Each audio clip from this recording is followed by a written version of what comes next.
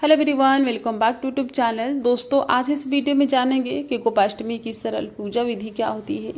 पूजा बिल्कुल सरल तरीके से कैसे करनी चाहिए, इसकी संपूर्ण जानकारी आज मैं आपके साथ इस वीडियो में शेयर करने वाली हूँ। तो दोस्तों, कार्तिक मास के शुक्ल पक्ष की अष्टमी तिथि के दिन गोपाष्टमी की पूजा की जाती है।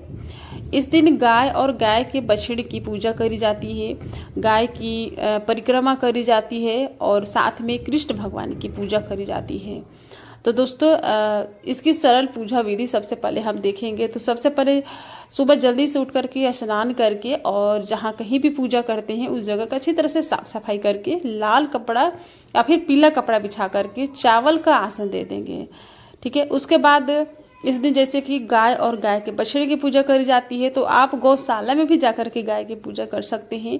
अगर नहीं तो आप घर में, जैसे कि सभी के पास गाय होती है, तो आप इस गाय को लेकर के जो घर के मंदिर में होती है और इस गाय की भी पूजा कर सकती हैं। इस गाय को आप इस दिन दूध से और जल से स्नान करा सकती हैं। जैसे कच्चा दूध से स्नान कराना चाहिए। उसके बाद इस दिन लड्डू गोपाल जी कृष्ण के ही रूप होते हैं, तो लड्डू गोपाल जी को साथ में रख सकते हैं, या फिर कृष्ण भगवान की फोटो है या फिर मूर्ति है विग्रह, तो आप रख सकते हैं पूजा में। तो इस तरह से, और उसके बाद गाय को दूध यानी कि कच्चे दूध से स्नान कराना चाहिए इस दिन।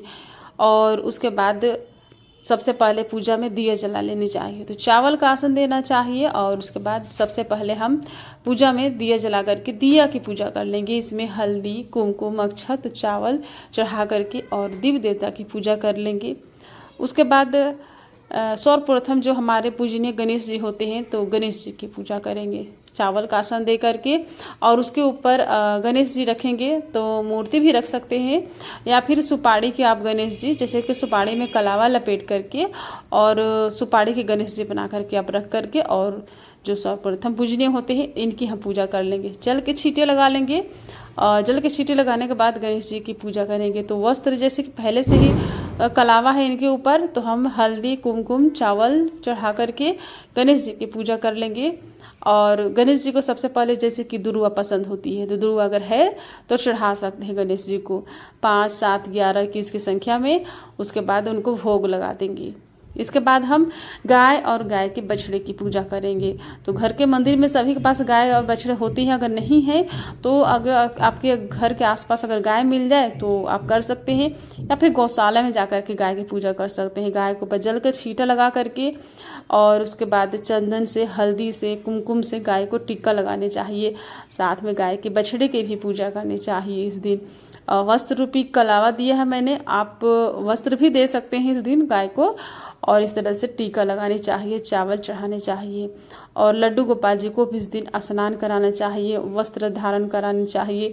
कृष्ण भगवान है तो कृष्ण भगवान को, और गाय को इस दिन घंटी बांधनी चाहिए। तो कोई भी या छोटू से घंटी ले सकते हैं और इस तरह से गाय के गले में घंटी बांधनी चाहिए। तो ये मेरे बहुत थोड़ी सी बड़ी है घंटी, तो अगर आपको छोटी सी घंटी मिल जाए तो इस तरह से बांध सकते हैं गाय को।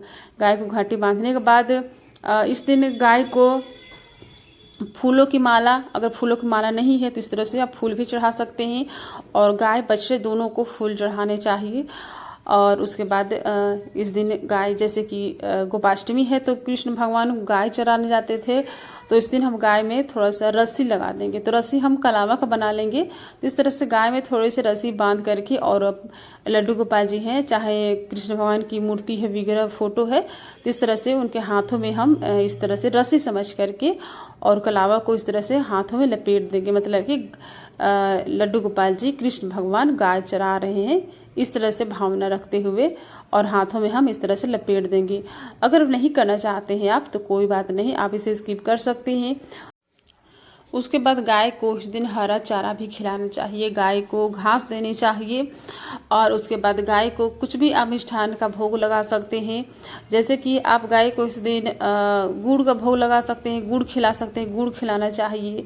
अगर या फिर आप कोई भी मिष्ठान आपके पास हो तो आप गाय को खिला सकते हैं, भोग लगा सकते हैं। तो इस तरह से मैंने यहाँ पर मिठाई रखी है, तो कोई भी जैसे कि मैंने बताया का मिष्ठान रख सकते हैं। और इस तरह से आचमनी देना चाहिए गाय को, मतलब 3 बार जल वार देना चाहिए। अगर ऋतु फल है तो ऋतु फल का भी भोग लगा सकते हैं। और उसके बाद गाय की मतलब कि आरती करनी चाहिए। गणेश जी की, गाय गौ माता की, कृष्ण भगवान की, सभी की हम आरती कर लेंगे। और इस दिन आप आसन पर बैठ करके हाथ में चावल लेकर के और गोपाष्टमी की कथा भी सुन सकते हैं। तो सुननी चाहिए कथा, तो कथा भी सुन सकते हैं। और इस दिन गाय की पूजा करने की, जैसे कि मैंने बताया कि गाय को गुड़ जरूर खिलाना चाहिए। तो अगर आपके घर के आसपास गौशाला है तो जा करके वहाँ पर गाय की पूजा करके और गाय की परिक्रमा करनी चाहिए और गाय को गुड़ और हरा चारा खिलाना चाहिए।